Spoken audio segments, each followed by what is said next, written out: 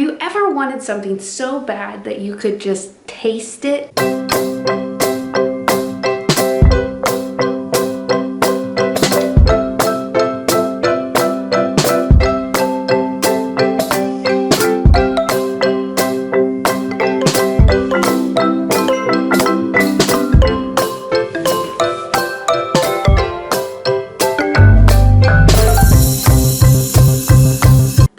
Talk about today. Let's head to the garden. Have you ever read that book by Dr. Seuss, Oh, the Places That You'll Go? You know, it's that book that everyone gives out for graduation.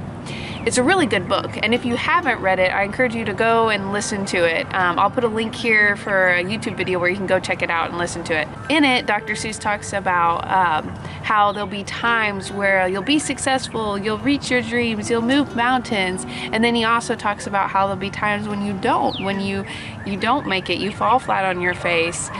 He talks about how sometimes there'll be seasons of loneliness and you'll be in the lonely place.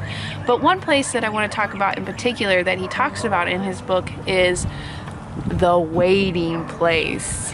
Currently in the garden, we are in a waiting place. Right now in our area, the weather has been up and down and up and down. The other night they were calling for snow. It's just, we live in Missouri, so you never know. If you don't like the weather, it's going to change. That's what people say around here.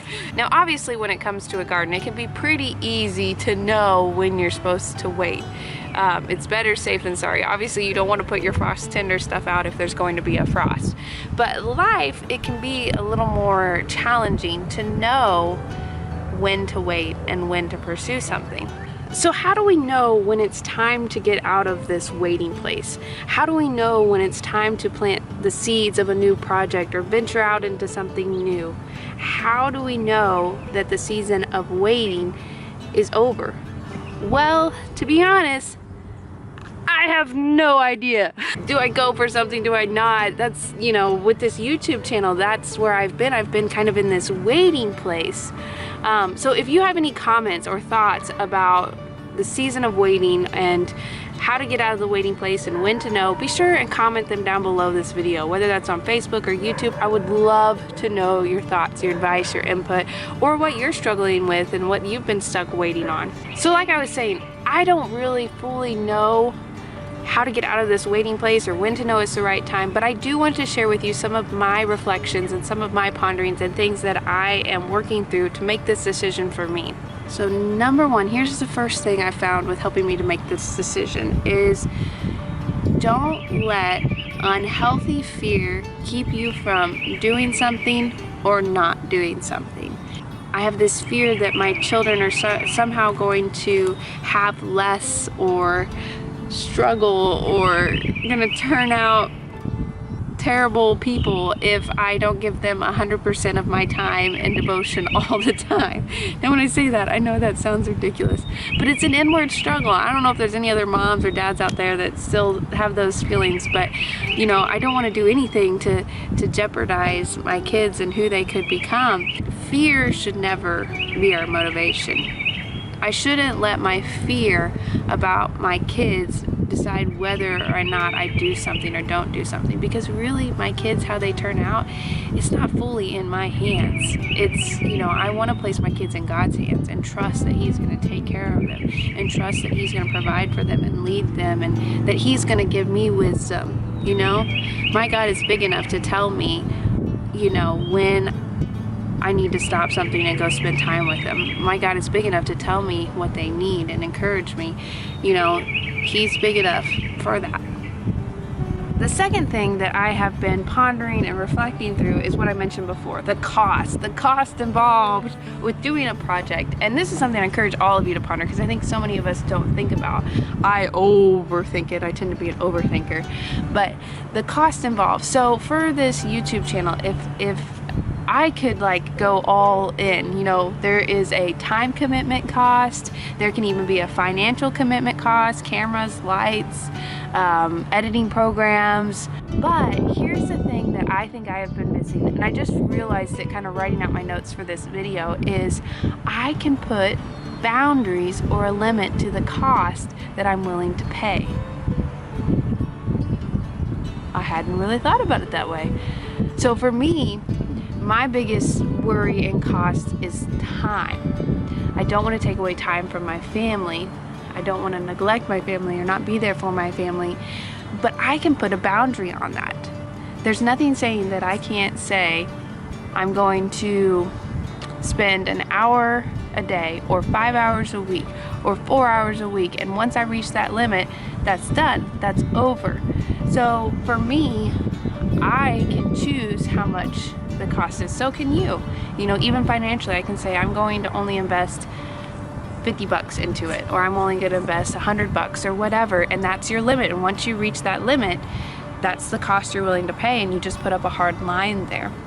So the third thing that I have been pondering in making this decision is, what performance level am I willing to accept? And what I mean by that is, you know, I could spend a lot of time and a lot of effort and a lot of money, and I know that I could learn and develop the skills to make these videos look awesome, but that goes back to the cost. Am I willing to pay the cost involved with that to make that happen? And if I'm not, am I willing to accept a lower level of quality to do what I want to do?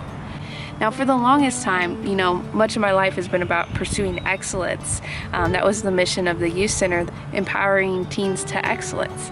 You know, and I thought for the longest time that excellence was doing things perfect or the best of your ability, and that if you couldn't do it perfect, that it wasn't worth doing it or pursuing it or doing it your best. Which, that is a good mindset and it's a good thing to think about, but if you're always waiting for things to be perfect before you pursue them or do them, then you're never going to do anything. That's my third thing I want you guys to ponder, that I've been pondering. What level of performance am I willing to accept? And for me on this channel, it doesn't have to be perfect and 100% all the time, and I am choosing to be okay with that. This next one I'm kind of stealing from my mom, and it kind of ties in with that idea of things having to be perfect before you pursue them and go after them. And that is to remember to enjoy the journey, that it is a journey. I just turned 31, and I've been thinking a lot about where I am at life and where my parents were when they were my age. I don't know why that's come to my mind, but it just has, and I've been thinking a lot about it. And you know, when you're a kid, you think your parents have arrived, that they are fully an adult and they know what's going on and they got life figured out, and you just kind of see them that way. That's at least how I saw my parents. Maybe not the same experience, but that's how I saw my parents. And so now, being at their age and kind of thinking about that, I realized that they didn't have it all figured out, that they were still figuring out their dreams, what they wanted in life, pursuing it, going after it, and they hadn't arrived. And that's kind of what this point is about, is enjoying the journey. You know, not expecting it all to be perfect. So many of you YouTubers, if there's any YouTubers following me, you know this. There's all this talk about done is better than perfect, or things like that. And part of that is true. It is true. But enjoying the journey, enjoying your personal growth. You know, that's what my channel is all about, or what I'm hoping to make it about, is my personal growth and making sure that I'm growing and realizing that that's a beautiful thing in and of itself, and I don't have to arrive or fully be there, that it can be a journey. Alright, that's all I have for you guys today. I am Crystal Keim, your growing gardener. Until next time, keep growing through the struggles and successes, the memories and the messes, and let's grow something beautiful together. I'll see you guys next time. Bye. Dog is barking. My mom's dog, Charlie, is barking. He's driving me nuts, but he's super cute.